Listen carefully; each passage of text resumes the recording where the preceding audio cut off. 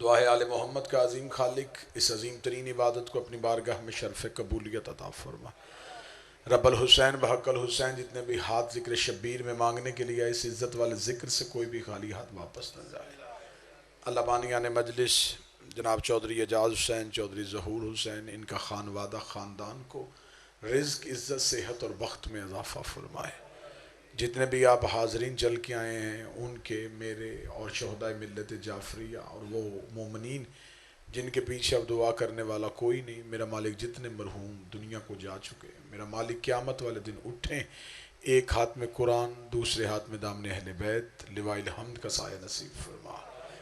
मेरा मालिक उस वक्त तक किसी अली वलीउल्लाह पढ़ने वाले को मौत ना आए जब तक हुसैन बादशाह के नूरी महल की ज़ियारत नसीब ना हो जाए। हुज्जत दौरान ज़रूरत ज़माना वारिस खाने खुदा के ज़हूर में ताजील फरमा। दुआओं को कबूलियत तक पहुँचाएँ, सहारा दरूद का लें और बुलंद आवाज़ से सलवात पढ़ें। अल्लाहुम्मा सल्ली अला। इजाज़त है गुफ्तगू शुरू की जा सके। सिलसिला गुफ्तगू को वहीं से आगाज़ करने लगा हूँ जहाँ से पीर सैयद इकबाल शाह जी ने फ़ज़ाइल का इख्तिताम किया। एक सवाल जो आज के दौर में शिया कौम के नौजवानों पे बहुत ज़्यादा किया जाता है कि मासूम की विलादत होती है या नज़ूल होता है। इस हवाले से मेरी कौम के शिया बच्चे इंतहाई कशमकश के शिकार हैं कि दलील दूसरी तरफ से भी वज़नी दी जाती है और इधर से भी वज़नी दी जाती है। बच्चे परेशान हैं कि अकीदा हमें इजाज़त नहीं देता, लेकिन मौलवी इस बहस में कोई एक फ़ैसला नहीं कर पा रहे कि मासूम के बारे में क्या लफ्ज़ इस्तेमाल करना चाहिए। सबसे पहली दलील मैं ये देना चाहूँगा, मैं ख़ुद जिस अकीदे का कायल हूँ मैं उसी अकीदे पे ही दलील दूँगा। मैं मासूमीन के नज़ूल का कायल हूँ, मैं इनके ज़हूर का कायल हूँ, क्योंकि विलादत लफ्ज़ निकला है वुल्द से। ये उसके बारे में कहा जाता है जो इर्तिका की मंजिलों से गुजरे। इंसान की खिलकत के मरहले जो खुदा ने कुरान में बताए हैं वो वाज़े तौर पे बताए हैं। खुदा कहता है मैंने इंसान को खल किया एक नुतफ़े से, एक पानी के कतरे से, फिर मैंने उस कतरे को एक लोथड़े में बदला, लोथड़े को फिर मैंने गोश्त में बदला, गोश्त के ऊपर मैंने एक जिल्द दे के उसे जिस्म बनाया, उस जिस्म को फिर मैंने ज़िंदगी बख्शी। ये पूरी कुरान की आयत है जिसे मैं उर्दू में आपके सामने पढ़ रहा हूँ। फिर हमने उस जिस्म को इस दुनिया में लेके आए और जब वो माँ के बतन से बाहर आया, ला तालमून शैया, वो कुछ भी नहीं जानता था।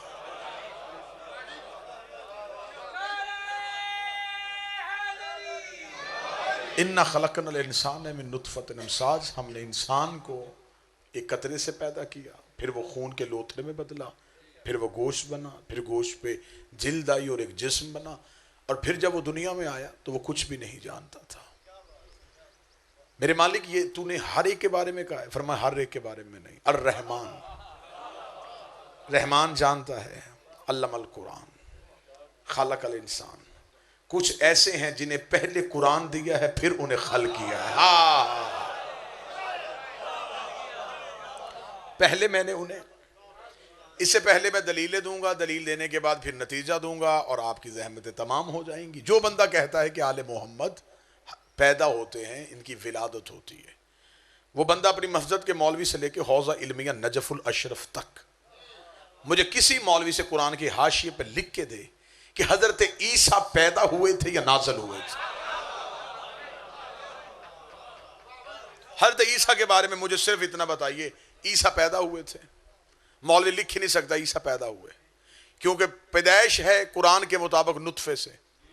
नुतफा होता है बाप का, सर नहीं हिलाएंगे, आप जुबान से जहमत करेंगे। नुतफा होता है हमेशा बाप का, ईसा का बाप ही कोई नहीं। जब ईसा का बाप नहीं, इसका मतलब ईसा नुतफे से नहीं। आओ कुरान से पूछते हैं, मेरे मालिक तूने ईसा को कैसे पैदा किया? फरमाया अम्र से जाहिर किया। एक फरिश्ता मेरा अम्र लेके मरियम के करीब आया और उसने उस अम्र के जरिए ईसा को जाहिर कर दिया। इसका मतलब है कि मौलवी कुरान की तफसीर में भी लिख गए, तफसीर नूर सकलैन, तफसीर साफ़ी, जितनी तफसीर चाहोगे। मजहब अहले बैत की मैं मिंबर पे गुजरात वालों ढेर लगाने के लिए तैयार हूँ कि ईसा नुतफे से नहीं, ईसा अम्र से आया था, ईसा नुतफे से खल्क नहीं हुआ, ईसा अम्र से खल्क हुआ था। रख मौलवी के सर पे कुरान। जब मेरे 12वें में आना है, इस ईसा ने आगे खड़े होकर नमाज पढ़ानी है या पीछे खड़े होकर नमाज पढ़नी है? कहते हैं पीछे खड़े होकर नमाज पढ़नी है। फिर डूब के मर जा, जिसका नमाजी अमर से आता हो। वो जो सामने खड़ा है वो पैदा होता है या ओलेल आमर होता? बिस्मिल्लाह सरकार।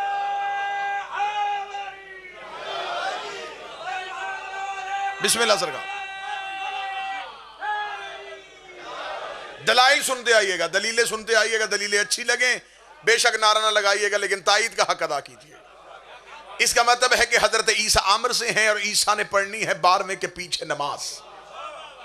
मजहब आले मोहम्मद में पेश नमाज की शर्तें हैं।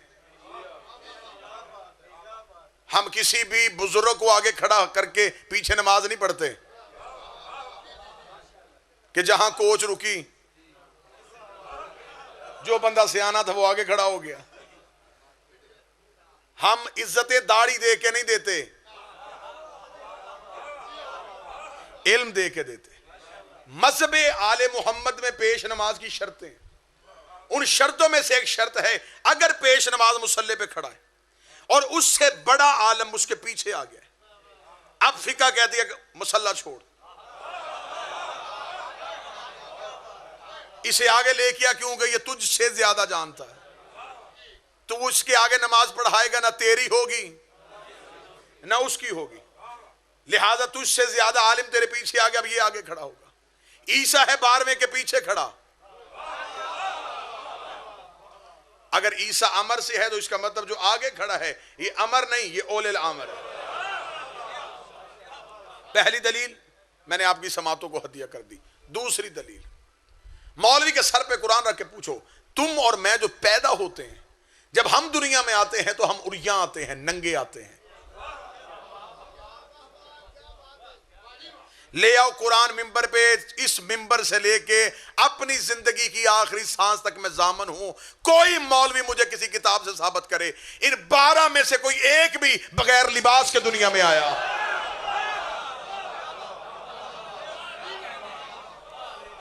इन 12 में से कोई एक भी बगैर लिबास के दुनिया में नहीं आया।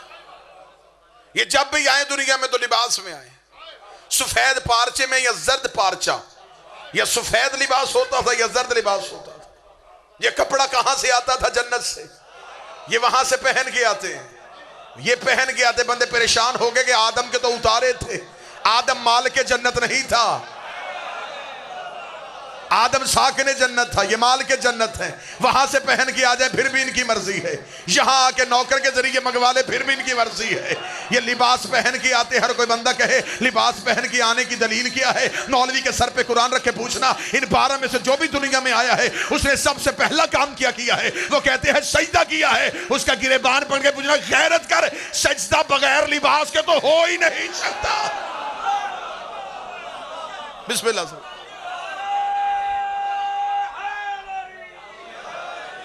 बगैर लिबास के सजदा नहीं। फिर अब ये दलील एक ही देता है मौलवी, वो दलील भी मैं आपको बता देता हूं। वो कहता है जी अगर यही बात ठीक है फिर जो जाकिर पढ़ते हैं कि जनाब मोहसन की शहादत हुई जब जनाब सैयदा के दरवाजे को गिराया गया, तो फिर जनाब मोहसन कहां थे? ये भी मौलवी की चालाकी है। मैं मिंबर पे पूरी तहकीक के साथ जब चाहोगे साबित करने के लिए तैयार हूं। हजरत मोहसन बीबी के बतन में नहीं, बीबी के हाथों में थे। हजरत मोहसन की शहादत बीबी के बतन में नहीं, सैयदा के हाथों पे थी। चंद दिन अयाम थे जब बीबी के हाथों में थे जनाब मोहसन, क्योंकि नाम रखा जाता है आने के बाद। जनाब मूसा के शब्बर, शबीर, मुबश्शर 3 बेटे थे। रसूल की वाज़े हदीस सुन्नी किताबों में भी है, या अली तेरी मेरे साथ निस्बत वही है जैसे मूसा की हारून के साथ। हारून के ये 3 बेटे थे, शब्बर, शबीर, मुबश्शर। अली के भी 3 बेटे हैं, हसन, हुसैन, मोहसन। जनाब मोहसन दुनिया में आ चुके थे और जनाब सैयदा के हाथों पे थे। 11वें बादशाह का फरमान है कि हम माओं के शिकमों में नहीं, हम माओं की दाई रान पे ज़हूर करते हैं। जब हम दुनिया में आते हैं मां भी मुसल्ले पे होती है, बेटा भी मुसल्ले पे होता है। शिया मौलवी को अब गैरत ना आए तो मेरा क्या कसूर है। सही बुखारी में सुन्नी लिख गया है कि मदीने की औरतें इकट्ठी होकर नबी के घर आ गई और नबी की बीवी से पूछने लगी, तू भी इसी घर में रही है, ज़हरा भी इसी घर में रही, तू बता तूने ज़हरा को कितना पाक पाया। नबी की बीवी ने देखा, माअकूल फी हक़्क़िहा वलदतल हसन बाद सलात ज़ोहर व सुलैतल असर। मैं तुम्हें बताऊं कि ज़हरा कितनी पाक है, जिसने ज़ोहर पढ़ के हसन जैसा इमाम दिया, असर के लिए फिर मुसल्ले पे आके खड़ी हो गए। जिनकी माएँ तैयबा, जिनकी माएँ ताहिरा, जिनकी माएँ सैयदा।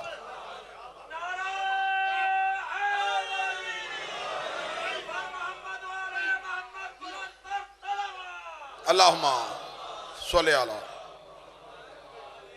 असल में वजह सुनेंगे, वजह पता क्या, वजह सिर्फ ये थी, जिन्होंने नबी के बाद नबी के वारिस बनाए ना, 40 साल के बाद कलमा पढ़ने वाले। अब उन्होंने देखें, ये मेरी उंगलियां हैं, इनमें से ये बड़ी है, ये छोटी, मैं इनको जितना मर्जी खींचूं इसके बराबर नहीं हो सकता। फिर बराबर करने का एक ही तरीका कि इसे काट दूं,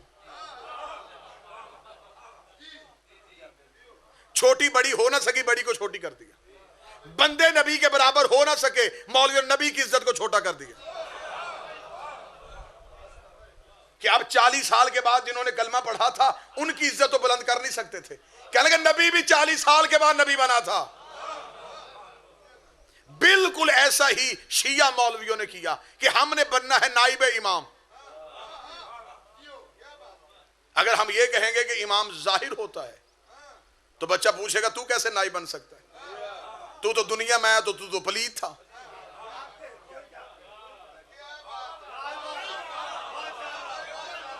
मैं जुर्रत के साथ मिंबर पे ये बातें कर रहा हूं, मुझे पता है ये मजलिस रिकॉर्ड होगी, बाद में इंटरनेट पे जाएगी और बहुत से दुश्मनाने विलायत अली को चुभेगी, तनकीद भी होगी, फतवा भी लगेगा, लेकिन मुझे किसी बात का डर नहीं है। और मैं पाकिस्तान के हर मिंबर पे कह रहा हूँ, शिया कौम भी रहम किया करे, सिर्फ चेहरों पे ना जाया करो, मेकअप पे ना जाया करो, ये ना कहा करो सरकार ये किबला है, ये नजफ से पढ़ के आए हैं, ये कौम से पढ़ के आए हैं, शैतान अरश से पढ़ के आया था।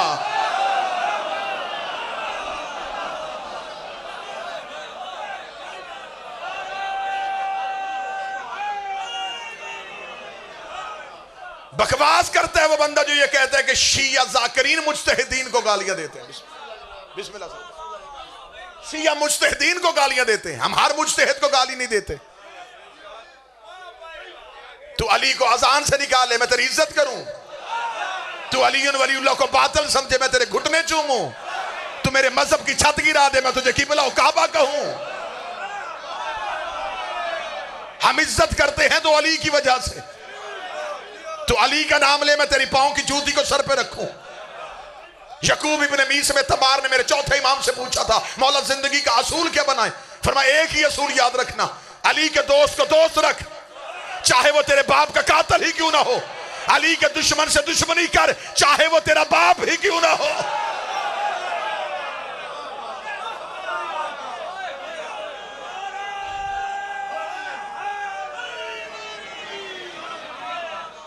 बड़ी ख्वाहिश है मौलवी की कि दीन में से अली को निकाले। अली ही दीन है। बहाने बहाने से कहां से तू शुरू हुआ है? तू अजान से शुरू हुआ, जुज़्वे अजान नहीं। अच्छा, अली का नाम ही अजान है। बच्चा दुनिया में आता तो कान में क्या की जाती? सारे बोलो, दाएं कान में क्या, बाएं कान में फिर क्या कहा जाए? अकामत। अकामत किस लिए की जाती है? नमाज के लिए, नमाज के लिए दी जाती है। चले अजान समझ में आती है कि बच्चे को अकीदा बताया था, अकामत कान में क्यों गई? अकामत में क्या? कद कामत सलात, तहकीक, नमाज खड़ी हो गई। खड़े होते हैं नमाजी। अब जिस बंदे को अली वारे में नहीं, मैं उसके लिए बहुत सख्त ऑपरेशन वाला जुमला पढ़ने लगा हूं। जुमला पढ़ने के बाद फिर अली भाई चौधरी साहब मैंने चेहरे देखने, जिस चेहरे पे उदासी होगी और अल्लाह करे वो चेहरा मेरी नजर में आ जाए, फिर अगली पूरी तकरीर उसी चेहरे की नजर हो जाएगी। मुझे इज्जत कुरान की कसम है। बंदे कहते हैं नमाज के लिए मुसल्ले पे मौलवी खड़ा होता है, पीछे खड़े होने वाला अकामत कहता है कद कामत सलात, तहकीक नमाज खड़ी हो गई, तहकीक सलात खड़ी हो गई। खड़े तो नमाजी हुए थे, नमाज का तो वजूद ही नहीं होता। कहना तो ये चाहिए था कि नमाजी खड़े हो गए। ये क्यों कहा जाता है कि नमाज खड़ी हो गई? नमाज का कोई वजूद है? नमाज का कोई जिस्म है? अगर तेरी समझ में ना आए फिर मैं तुझे किताबों से दिखाऊं ये पहली बार कब कहा गया था? जब मुसल्ले पे मोहम्मद था और पीछे आके अली खड़ा हुआ तो सलमान ने कहा कद कामत सलात, बेशक अली खड़े हो गए। अली ने फरमाया अना सलातुल मोमन, मैं मोमन की सलात हूं। अली ने फरमाया अना खैरुल अमल, खैरुल अमल से मुराद हमारी विलायत। मौलवी जनाजे की तकबीरें पढ़ते हैं, पीछे लोग खड़े होते हैं और मौलवी तकबीर में क्या पढ़ रहा होता है। और ये मौलवी की पुरानी आदत है, ये तनकीद करता है उर्दू में, अकीदा पढ़ता है अरबी में। बंदों की जुबान अरबी है नहीं, उन्हें समझ में आता नहीं। जनाजे की तकबीरें पढ़ता हुआ मौलवी कह रहा होता है मेरे मालिक हम गवाही देते हैं ला तालमु इल्ला खैर मान तालमु हुई मिन्हु, मेरे मालिक ये जो सामने पड़ा है ना चारपाई पे, हमने इसमें सिवाय खैर के कुछ नहीं देखा। जनाजे की तकबीर में जुमला है हमने इसमें सिवाय खैर के कुछ नहीं देखा। बेशक वो सारी जिंदगी चोरी करता रहा। भाई जो जनाजा पढ़ने के लिए आए किस लिए आए? गवाही देने के लिए। और एक बात याद रखना, मेरे मौला का फरमान है, मौला फरमाते मेरे शिया हो मेरे दुश्मन के जनाजे पे ना जाना। बंदे समझते जी नमाज है जनाजा, जनाजा नमाज नहीं गवाही है। अल्लाह के हजूर गवाही देने जाते हो कि हम इसे अपनी दुनिया से भेज रहे, हम गवाही देते ये बंदा अच्छा था। झूठी गवाही दो तो 40 दिन नमाज कबूल नहीं होती। अली फरमाते मेरे दुश्मन के जनाजे पे ना जाना।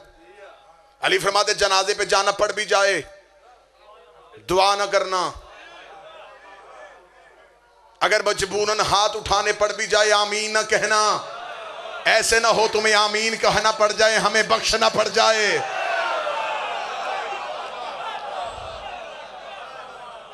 बंदे कहते क्या करे जी, दुनियादारी भी तो रखनी है, सियासत भी तो करनी है। दुनिया रखनी फिर अली को छोड़ दे।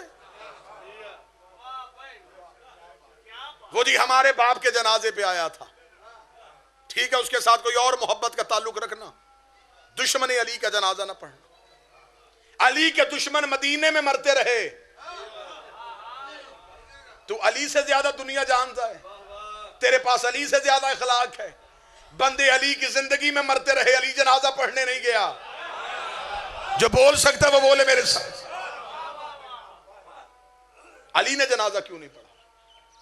लिहाजा जनाजे की तकबीरों में फिर एक तकबीर है हमने इसमें सिवाय खैर के कुछ नहीं देखा।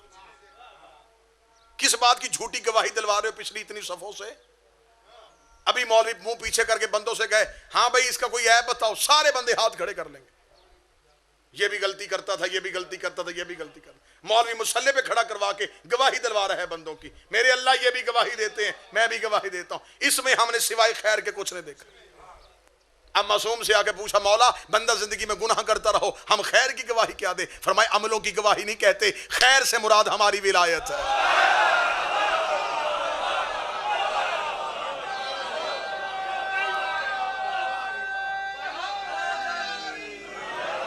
अब कब्र में जाके ये गवाही तुमने उसके जनाजे पे जाके देखनी है। मेरे मालिक हमने इसमें सारी जिंदगी इसने अली वलीउल्लाह नहीं छोड़ा।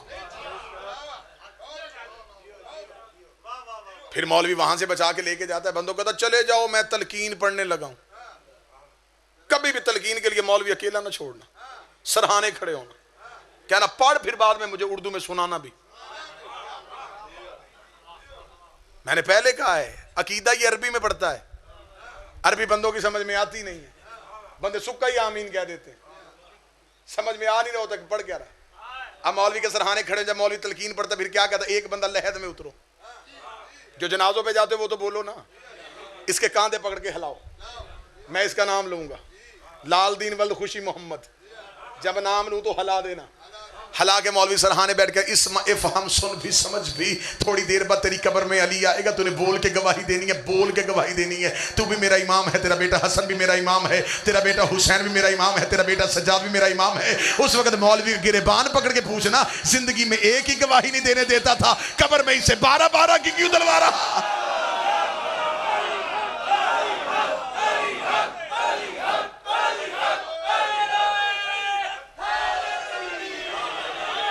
याद रखना, गुजरात के मातमियों, अकीदे में कोई गुंजाइश नहीं है। अकीदा बेहतर कर लो, अकीदा बेहतर करना। अकीदा बेहतर होगा तो अमल बेहतर होगा। जो बंदे चुप हैं, अकीदा बीज है, अमल फसल है। बीज गंदा हो तो फसल गंदी। बाजी जाकिरों को सुन लेते हो तुम, नारे लगवा के चले जाते हैं, अमल की बात ही नहीं बताते। मिंबर मसाइल के लिए नहीं, फजाइल के लिए। हम मिंबर आले मोहम्मद से विलायत नहीं पढ़ेंगे तो क्या पढ़ेंगे? तबलीग किया करो, तबलीग किया करो। कुरान में एक ही बार लफ्ज़ तबलीग आया है और अली की विलायत के साथ आया। या अय्युहर रसूल बल्लिग, मेरा रसूल तबलीग कर। नमाज के लिए अल्लाह ने कहा पहुंचा, रोजे के लिए अल्लाह ने कहा पहुंचा। या अय्युहर रसूल बल्लिग, बल्लिग सिर्फ कुरान में एक बार आया और वह भी अली की विलायत के साथ। तबलीग कर अली की विलायत की। तबलीग कहते ही विलायत अली को, मुबल्लग कहते उसे हैं जो विलायत अली पढ़े। हर बंदे को आप भी किबला ना कह दीजिए करे। किबला और काबा, किबला और काबा, काबा उसे कहते हैं जहां से अली आता हो। जहां से अली ना आए। नमाज वाजिब। मैं शिया को शिया नहीं समझता जो वजूद नमाज का मुनकर। दो लफ्ज होते हैं, एक तारिक सलात, एक है मुनकर सलात। एक है नमाज गफलत की बुनियाद पर छोड़ देने वाला, उसे कहते हैं तारिक सलात, तर्क कर देता है। एक है मुनकर सलात, नमाज का वजूद का इनकार कर देता है, पढ़नी नहीं, फायदा ही कोई नहीं। मुनकर सलात की मजहब आले मोहम्मद के कोई गुंजाइश नहीं। तारिक सलात के लिए फिर भी माफी का दरवाजा अल्लाह ने खोला हुआ, क्योंकि ये अल्लाह और बंदे की एक जाती प्राइवेट तरीन मीटिंग है जो अल्लाह बंदे से चाहता है। अब मौलवी कहता जी नमाज पहले होनी चाहिए, अकीदा बेशक हो या ना हो, नमाज जी देखे जी, अब नमाज भाई नमाज का सवाल क़यामत वाले दिन होना है। हाँ, क़यामत वाले दिन सबसे पहला सवाल नमाज का होगा। मौलवी क़यामत से पहले भी कमरा इम्तिहान है जिसे कब्र कहते हैं। कब्र में अमाल नहीं पूछे जाने, अकीदा पूछे जाए। मन रब्बों का, रब कौन है? मन नबियों का, नबी कौन है? मन दीनों का, दीन क्या है? मन किबलतों का, किबला क्या है? मन इमामों का, इमाम कौन है? ले आओ कुरान मिंबर पे, जितना चाहोगे मनाजरा करवा लो, मनाजरा करने के लिए तैयार हो। क़यामत वाले दिन नमाज उसी की देखी जाएगी जिसका कब्र में इमाम वाला जवाब ठीक हो।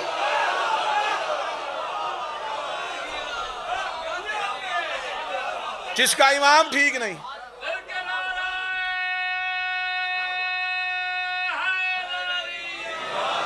भाई हम जितने बैठे, जितने भी मुसलमानों के फिरके हैं, उसमें से किसी ने भी नबी को देखा नहीं। जो यहां हाथ रख के नमाज पढ़ा, बड़ा मुतमिन होके पढ़ रहा है। उससे पूछो यहां क्यों रखे, वो कहता जी नबी यहां हाथ रख के पढ़ते, नबी यहां हाथ रखते थे, नबी यहां हाथ रखते थे, नबी खोल के पढ़ते थे। नमाज वो काम है जो दिन में नबी 5 दफा करते थे। उम्मत को अभी तक वो पता नहीं चला कि कैसे करते थे। गदीर तो एक दिन आया था, जो रोज काम करता था उम्मत अभी तक वो भूली हुई है। और जो भी नमाज पढ़ा वो कहता मेरी ठीक है। क्यों ठीक है? तुझे, तूने नबी को देखा है? वो कहता नबी को देखा नहीं, मेरे इमाम ने बताया। 4 इमाम है दुनिया के, एक हमारा है जिससे हम शरीयत लेते हैं। बाकी दुनिया के जितने शारे हैं जिनसे वो शरीयत लेते हैं वो 4 हैं। उनमें से किसी ने नबी को देखा नहीं। लेकिन वो कहते हैं जो इतने पक्के थे कि उनको पता है कि नबी क्या करते थे, लिहाजा हम उनसे शरीयत लेते। ठीक है, मुझे किसी के इमाम पे बहस करनी नहीं, किसी के इमाम पे मैं तनकीद क्यों करूं, मैं सिर्फ अपने इमाम की बात करूं। जो बंदा यहाँ हाथ रख के नमाज पढ़ा वो कह मेरी नमाज ठीक है, जो यहाँ हाथ रख के पढ़ा मेरी नमाज ठीक है, जो खोल के पढ़ा है मेरी नमाज ठीक है। इंटरनेट का दौर है, बच्चे लफनार में बकरी नहीं पढ़ते। अब इस बात पे बहस ना करो नमाज किसकी ठीक है, पहले ये पता करवाओ इमाम किसका ठीक है। जिसका इमाम ठीक उसकी नमाज।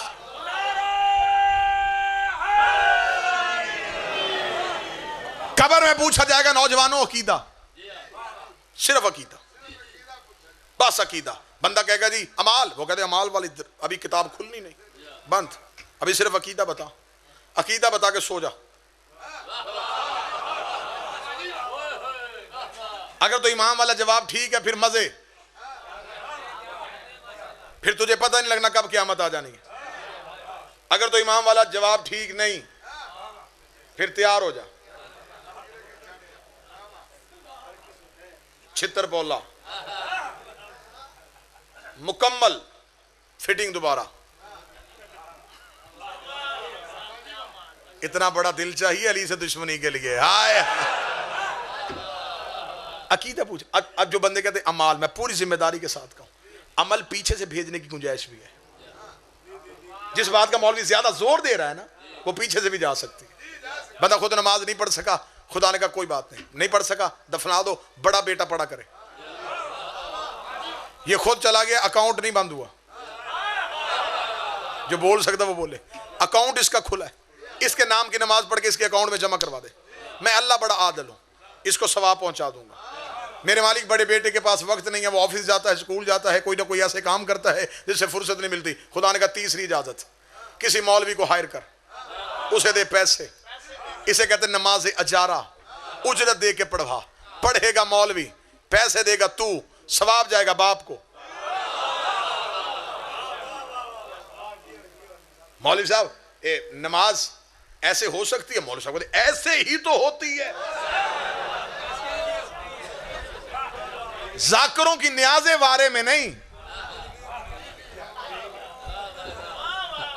जाकर इतनी न्याज लेते हैं, खुद पैसे लेके मौलवी नमाज पढ़ा, नमाज अजारा उजरत दे के नमाज पढ़ा। पढ़ी मौलवी ने, सवाब आपको हुआ। रोजे आखिरी अयाम थे, ज़ईफ थे, बीमार थे, हॉस्पिटल में आखिरी दिन गुजरे, आखिरी महीने के रोजे नहीं रख सके, बेटा बड़ा परेशान है, काश बाप में सेहत होती, रमजान के आखिरी रोजे भी रख लेता। खुदा ने का गुंजाइश है, अकाउंट तो खुला है, तू किसी को रखवा, सवाब बाप को जाएगा। बाप दुनिया से चला गया, बाद में बेटे को अल्लाह ने पैसा दिया, उसकी बड़ी ख्वाहिश थी काश आज बाप जिंदा होता, मैं हज करवाता। खुदा ने का परेशान ना हो, अकाउंट खुला है, तो किसी को करवा, हज बदल, सवाब बाप को जाएगा। ले आओ कुरान मिंबर पे, गुजरात के पंचायती लोग बैठे हो, नमाज पीछे से पहुंच गई, रोजा पीछे से पहुंच गया, ज़कात पीछे से पहुंच गई, हज पीछे से पहुंच गया। अब बंदा परेशान हो गया था, हाय बाप अली वलीउल्लाह नहीं पढ़ता था, मुझे अल्लाह ने शऊर दे दिया है, अब मैंने अली वलीउल्लाह पढ़ना शुरू कर दिया है। मेरे मालिक मैं अली वलीउल्लाह का सवाब पहुंचाना चाहता हूं। खुदा ने कहा अकीदे वाला अकाउंट बंद हो गया है।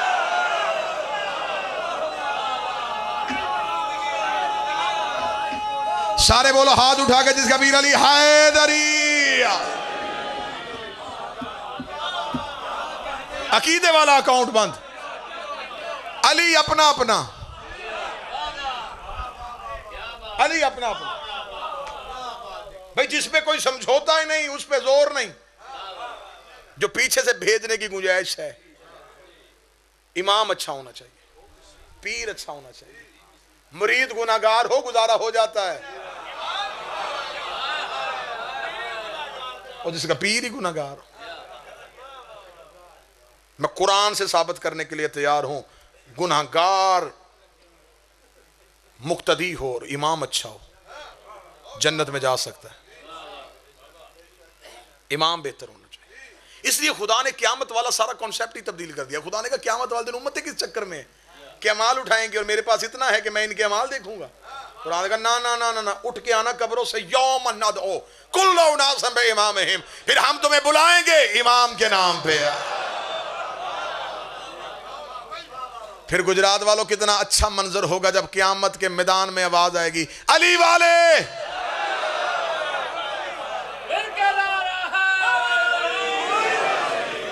आगे आगे इमाम, पीछे पीछे मानने वाले। देग में से चखा जाता एक दाना, वो बता देता पूरी देग का जायका। इमाम ही से पता चल जाएगा। मानने वाले कैसे? इमाम अच्छा होगा, बस इमाम देखा जाएगा, फैसला हो जाएगा। फिर जो छोटी मोटी सजाएं हैं ना, वो इमाम ने देनी है।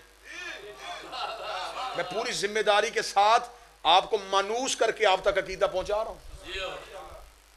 हो अलीयुन वलीउल्लाह पढ़ने वाला, यहां अली हो, दोज़ख में किसी सूरत में नहीं जा सकता। 10 मंजिल से पढ़वा लो, ना साबित करूं, गिरबान से पकड़ के मिंबर से उतार दे। अलीयुन वलीउल्लाह पढ़ता हो, यहां अली हो, दोज़ख की आग उसे छू नहीं सकती। नमाजी सबसे बड़ा हो, यहां अली ना हो।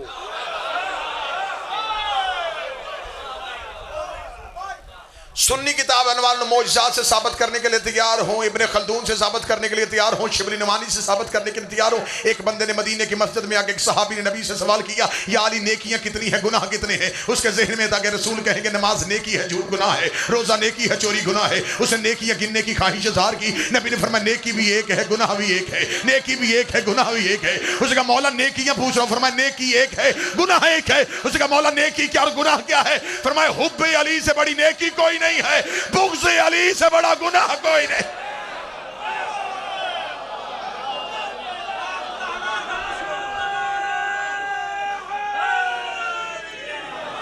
एक बंदे ने मेरे 8वें इमाम से पूछा, उसने कहा मौला हो आपका शिया और हो गुनाहगार। फिर इमाम ने फरमाया उसके रिस्क में कमी करते हैं। उसका और ज्यादा गुनाहगार हो, फरमाया बीमारी दे देते हैं। और ज्यादा गुनाहगार हो, फरमाया मोहताज कर देते। मौला और ज्यादा गुनाहगार हो, फरमाया दुनिया में इज्जत में कमी कर देते। मौला और ज्यादा गुनाहगार हो, फरमाया आखिरी वक्त में आजमाइश दे देते। मौला और ज्यादा गुनाहगार हो, फरमाया मौत का मरहला सख्त कर देते हैं। मौला और ज्यादा गुनाहगार। इमाम ने कहा चुप हो जा, जो तू सुनना चाहता है वो होना ही नहीं है। हो हमारा, फेंक दोज़ख में।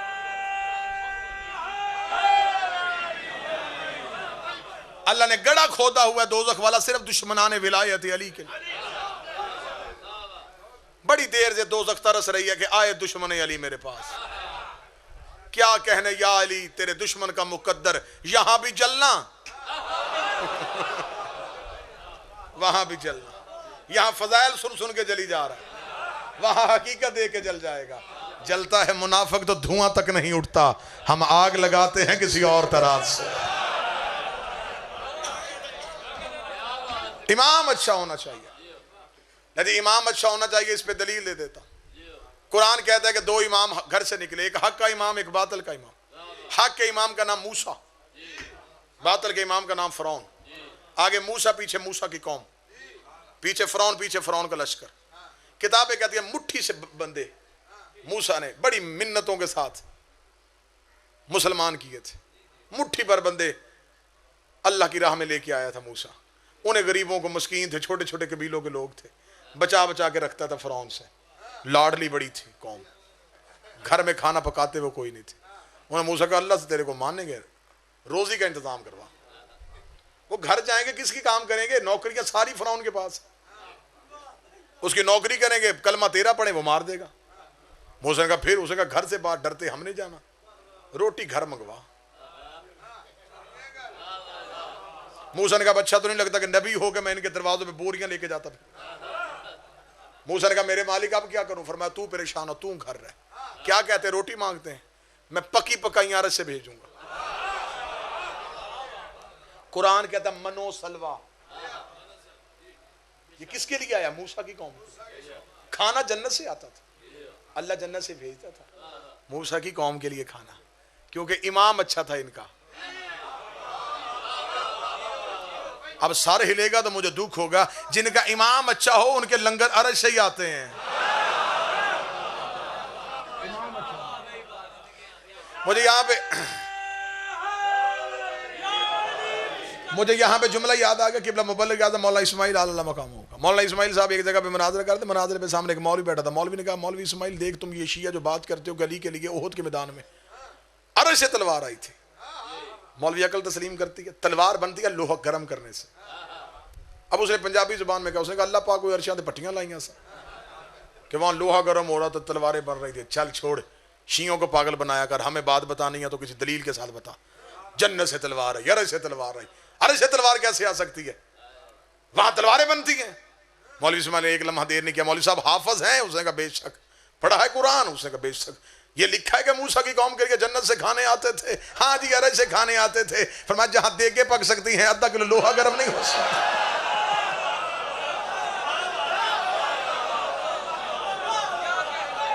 वहां देगे पक सकती हैं।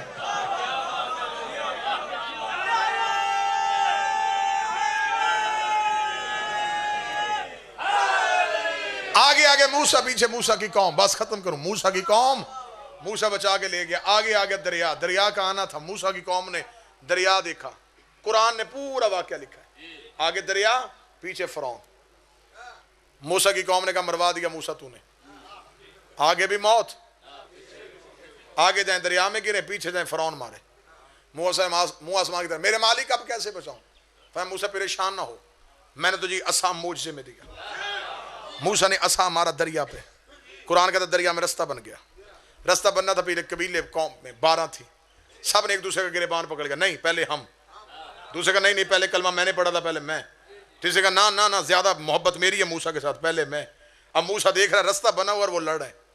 मूसा ने कहा मेरे मालिक ये कबीले 12 हैं, कौमें 12 हैं, हर एक दूसरे पे सबकत हासिल करने का ख्वाहिशमंद है, रास्ता तूने एक बना दिया है। फिर मूसा परेशान ना हो, दोबारा असा दरिया पे मार। मूसा ने दोबारा असा दरिया पे मारा। कुरान कहता, कुरान कहता रास्ते बन गए 12, रास्ते बन गए 12, रास्ते बन गए 12। आप चुप हो गए, हदायत के रास्ते होते ही 12 है, नजात के रास्ते होते ही 12 है। रख मौलवी के सर पे कुरान। अल्लाह ने एक मासूम को इतनी ताकत दी है, एक मासूम को इतनी ताकत दी है कि वो 12 कौमें पार करवा सकता है।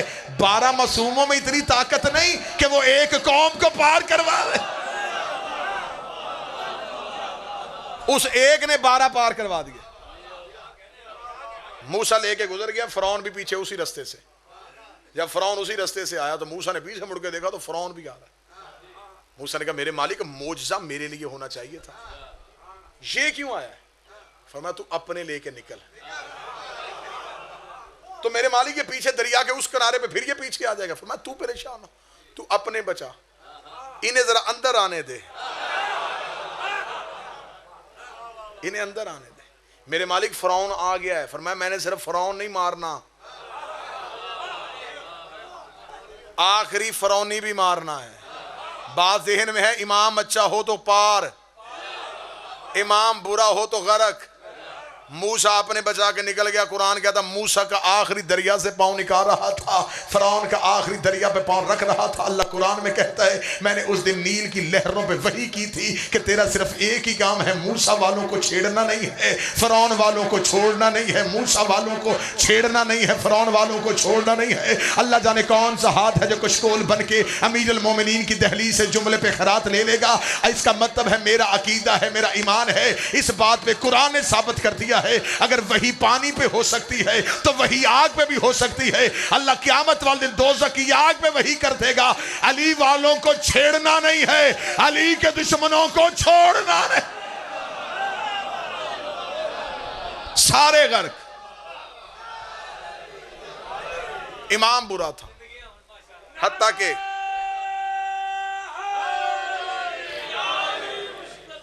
के कुरान कहता है कि सामरी जादूगर, ये फरौन के दरबार का सरकारी जादूगर था। हाँ, फरौन ने इसे अपने दरबार में एक ओहदे पे फाइज किया हुआ था।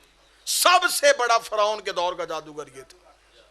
ये फरौन के दरबार में बैठ जाता, जो लोग फरौन को अल्लाह ना मानते, ये उन्हें अपने जादू के जरिए से फरौन की खुदाई मरवाता था।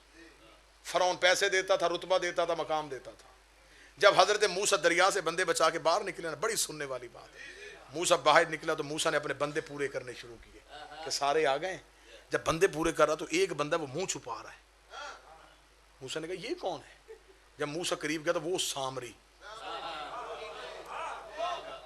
जो सबसे बड़ा दुश्मन था, मूसा ने कहा तू कैसे आ गया? उसे डरते हुए उसने कहा जी आखिरी टाइम पे मैंने फैसला तब्दील कर लिया। हाय हाय हाय हाय, बिल्कुल आखिरी वक्त में, सारी जिंदगी मैं उसके दरबार में रहा, वो नवाजता रहा, मैं आया उसी के साथ था। जब तू दरिया में तूने यूं अपना घोड़ा डाला ना तो मैं परेशान हुआ। मैंने कहा पानी में घोड़ा, तो मैंने देखा रास्ता था। एंड टाइम पे मैंने फैसला तब्दील कर लिया। मैंने वहीं खड़े होकर माफी मांगी, उस पे की लानत।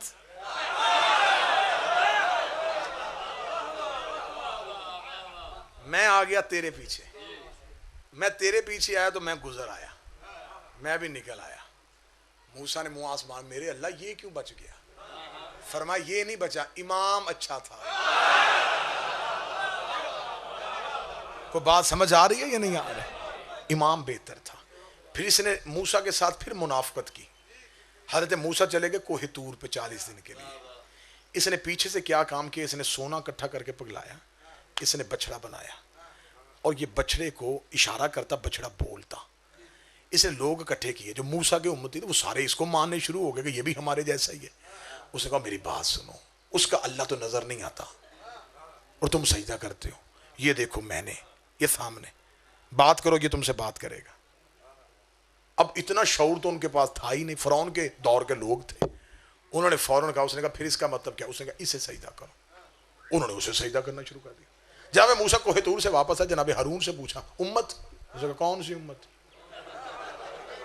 कुरान में पूरा वाक़या लिखा है कि हजरत मूसा जलाल में आए और कुरान कहता है जनाब हारून पे लपके कि तूने मेरे बाद उम्मत के साथ क्या सलूक किया? फरमाया मैंने नहीं किया। वो जो सामरी जिसे बचाया था ना,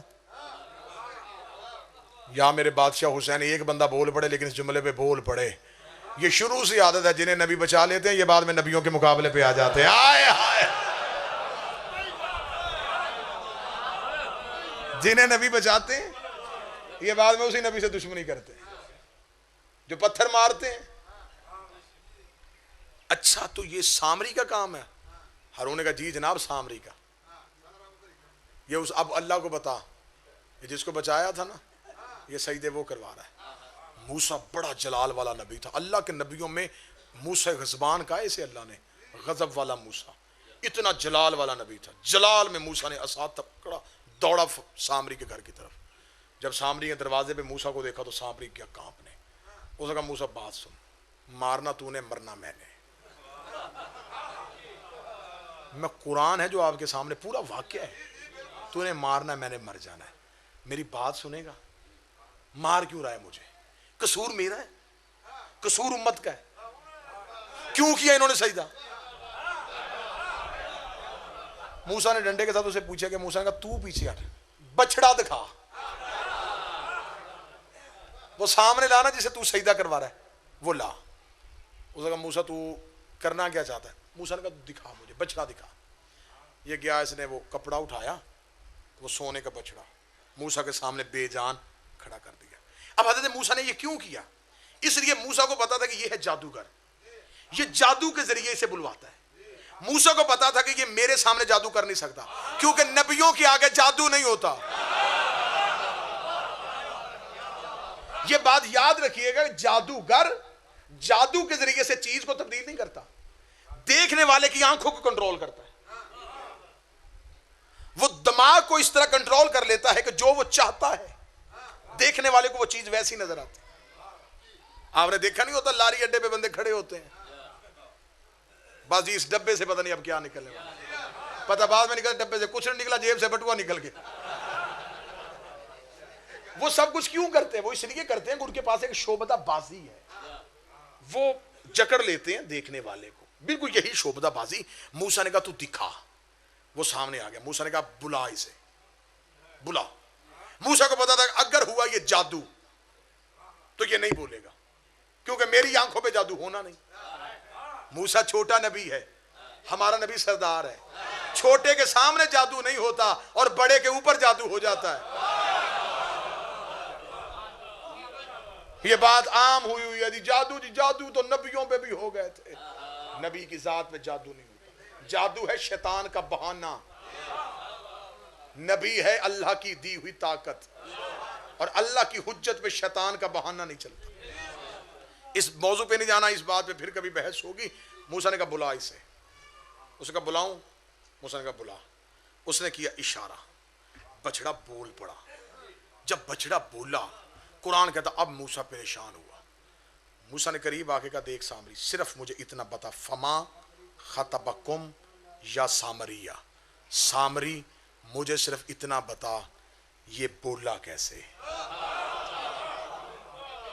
नबी महवे हैरत हो गया, नबी हैरान हो गया। नबी ने कहा फमा खतबकुम या सामरिया, कुरान, सामरी मुझे सिर्फ इतना बता, ये कैसे बोला है। सामरी ने कहा मैं बताऊं, बता, जान की अमान पाऊं तो अर्ज करूं, हाँ बता।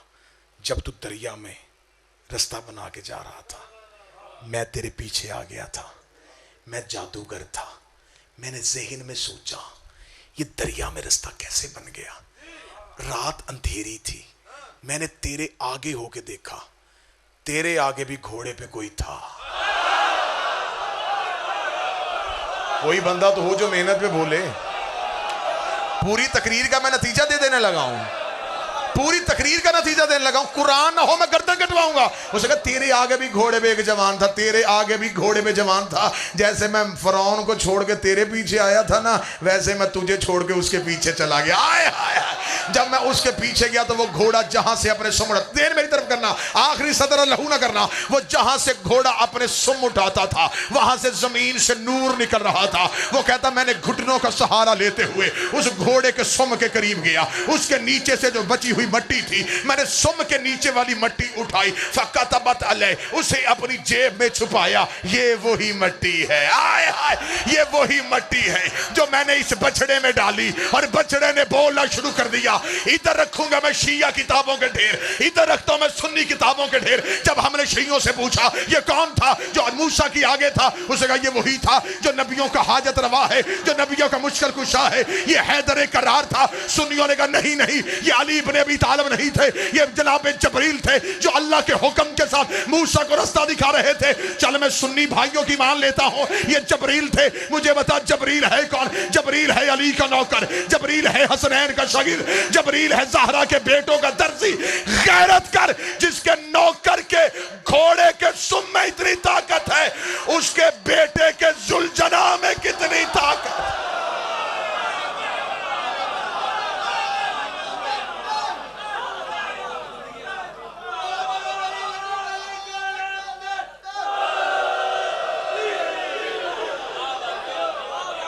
जिसका नौकर जिस घोड़े पे बैठ जाए, उस घोड़े में इतनी ताकत आ जाए। और मेरे 12वें का कमालुद्दीन व तमाम नेमा में फरमान है, मेरे मालिक फरमाते जब हमारा आखिरी बेटा आएगा, जो शिया इमाम की सवारी के साथ मस होगा, उसके पास बनी इसराइल के नबियों जितना इख्तियार होगा। जिसने कायम की सवारी को मस कर लिया, जिसने 12वें की सवारी को छू लिया। वक्त तमाम हो गया, आखिरी एक सत्र पढ़ूं क्योंकि ये कायम के दिन है। मंसूब है ना मेरे बादशाह के हदीस, हादी इमाम के साथ मंसूब है। तो हादी का एक फरमान, एक मुजर्रब तरीन अमल बताऊं। कितना मुजर्रब बताने लगा हूं सादिक शाह जी, देखे कितना मुजर्रब है। तुम में से जो चाहता हो कि मैं ना मरूं, जिस दिन मरना ना चाहो उस दिन के लिए अमल बताने लगा हूं। इजाजत है? 7-8 बंदों ने कहा ये बाद में मुझसे गाड़ी में आके पूछ लेना। कितना बड़ा अमल मैं बताने लगा हूं कि मौत से बचने का। अगर मैं यहीं पे माइक पे ऐलान करता ना, जो साहब के एक हकीम है, सरगोदा होता है तो वो एक दवाई देता है, बंदा मरता नहीं। बंदों ने मुझे वहां तक नहीं जाने देना था। कोई नंबर, कोई एड्रेस, हमारी रिश्तेदारी भी वहाँ है, मंगवा भी जल्दी सकते हैं। मैं ज़हरा के बेटे की ज़ुबान से तुम्हें बताना चाहता हूँ, मौत से बचना चाहते हो तो क्या करो। इमाम फरमाते जिस दिन चाहते हो तुम्हें मौत ना आए, सुबह को आंख खुले आंख खुलते ही पहला लफ्ज कहो, अस्सलामु अलैका या साहिब अल-अस्र वज़्ज़मान।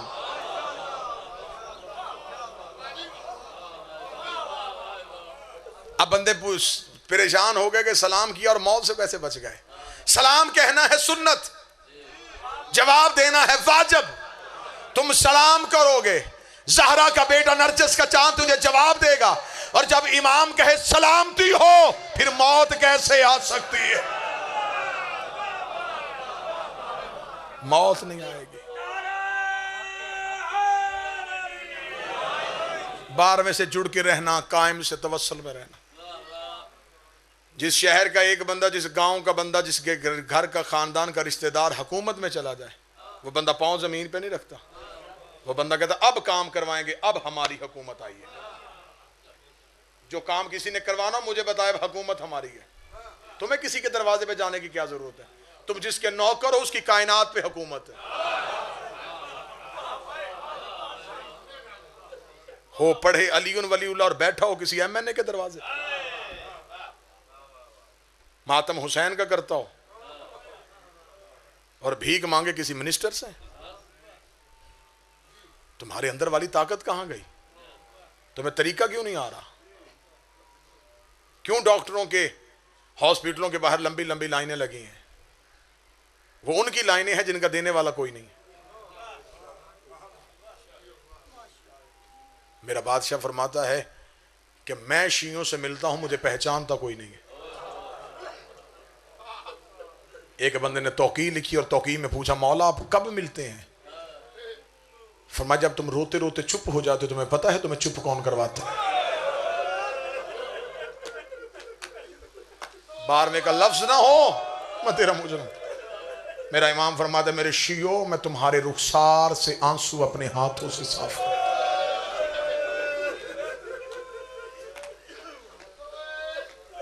इमाम फरमाते ना जाया करो दुनिया में किसी के पास, ना मांगा करो किसी से।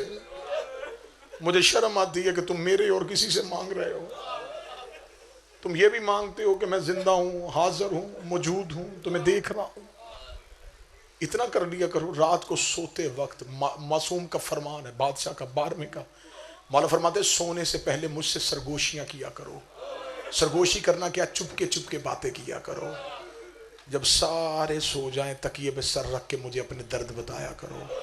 मौला मुझे ये भी तकलीफ है, मौला मुझे ये भी हाजत है। इमाम कहते तू एक बार मुझसे इस तरह मांग तो सही। सुबह का सूरज निकलने से पहले तेरी मुश्किलें हल ना करो, मुझे नरजस का लाल ना कहना। बड़ा प्यार है 12वें को, तुम्हारी आजादारी से बड़ी मोहब्बत। तफसीलात का वक्त नहीं। कायम को कितनी आजादारी से मोहब्बत है, और बिलखसूस बर्रे सगीर की आजादारी से इमाम को बड़ी मोहब्बत। ये जो पाकिस्तान और हिंदुस्तान की आजादारी है ना, इससे इमाम बड़ी मोहब्बत करते हैं। सैयद हसन अब्तही ने मुलाकात बा इमाम ज़मा में एक वाक़या लिखा, उस वाक़े से तुम्हें अपने मातम की इमाम से मोहब्बत का फलसफा पता चल जाएगा। सैयद हसन अब्तही कहते हैं कि एक बुजुर्ग आलिम दीन थे, इंतहाई आरफ थे। 10 मुहर्रम इमाम हुसैन के हरम में सर पे खाक डाल के हरम में इमाम ज़माना को पुकारते रहे, वारस कहाँ है? मैं पुरसा देने आया हूँ। मौला तू कहाँ बैठा रो रहा है? मुझसे पुरसा ले। सारा दिन हरम में घूमते रहे, ढूंढते रहे, इमाम से मुलाकात ना हुई। 2 दिन के बाद इमाम ने ख्वाब में आके कहा, उठ, तो मुझे पुरसा देने आया था। इसने कहा मौला आज हो गई है 12 मुहर्रम, मैं पूरा 10 मुहर्रम का दिन आपको हुसैन के हरम में ढूंढता रहा। इमाम रो के फरमाते मैं 10 मुहर्रम हिंदुस्तान में आजादारी के लिए जाता हूँ। हिंदुस्तान से मुराद है ये इलाका। फरमाए वहां मेरे हुसैन के आशिक मेरे हुसैन को बड़ा पुरसा देते हैं। ये जो मातमी मातम करते हैं, मातम करने के बाद तुम्हारा जिस्म का लहू बंद हो जाता है। किताब से साबित ना करूं मैं तुम्हारा नहीं 14 का मुजरम। किताबों से साबित है कि इमाम मातमी की कमर पे आके अपना हाथ फेरते,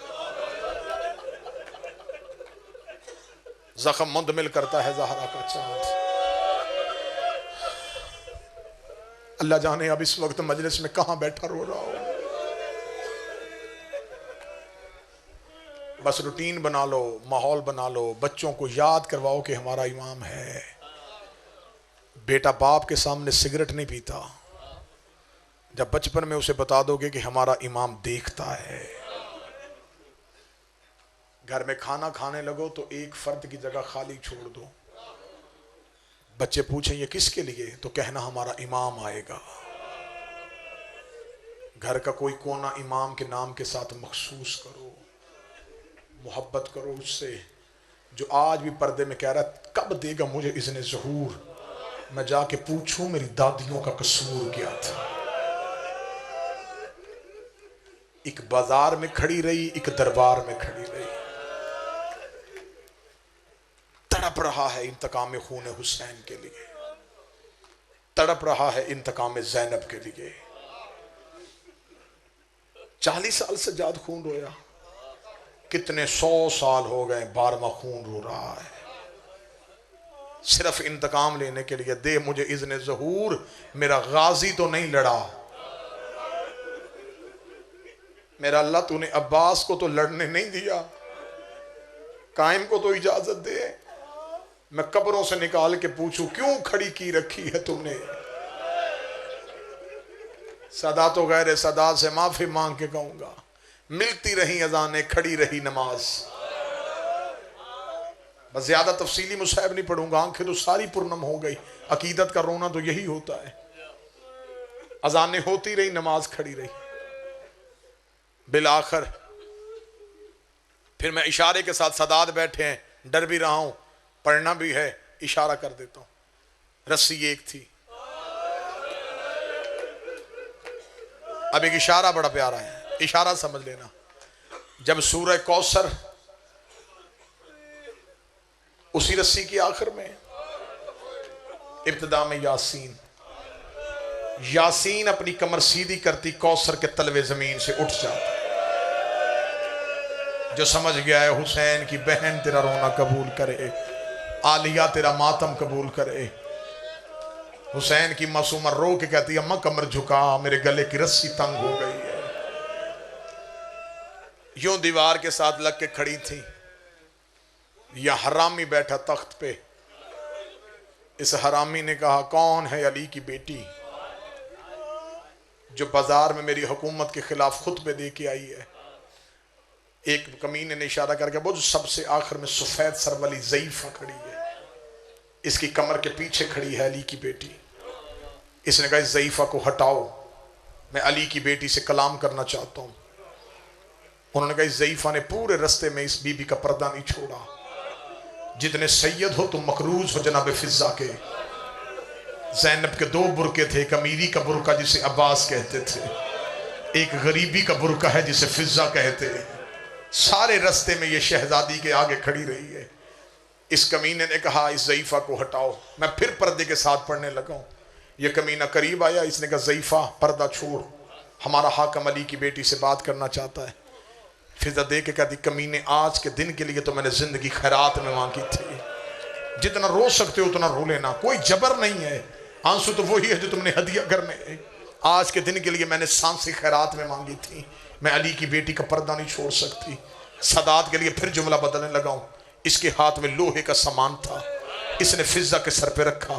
फिजा के चांदी जैसे बाल यकूत की तरह सुर्ख हुए, फिजा के बालों पे खून की लकीरें आई। सैयदा आलिया ने फिजा की कमर पे सर मारा।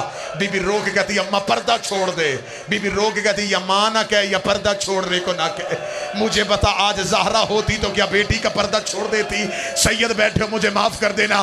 किताबें कहती फिजा ने एक नजर दाएं देखा, एक नजर बाएं देखा, रो के कहा इस दरबार में कोई हबश का रहने वाला है। इतना कहना था या 300 हबशी उठ के खड़े हुए, तलवारें नियाम से निकाली, कहने लगे तूने हमें क्यों बुलाया है। फिजा ने कहा कौन है तुम्हारे मुल्क का बादशाह। कहने लगे मर गया, एक उसकी बेटी थी, मदीने वाले सैयदों की नौकरी करती है। फिजा देखकर इस दरबार में वो बीबी आए तू पहचान जाएगा।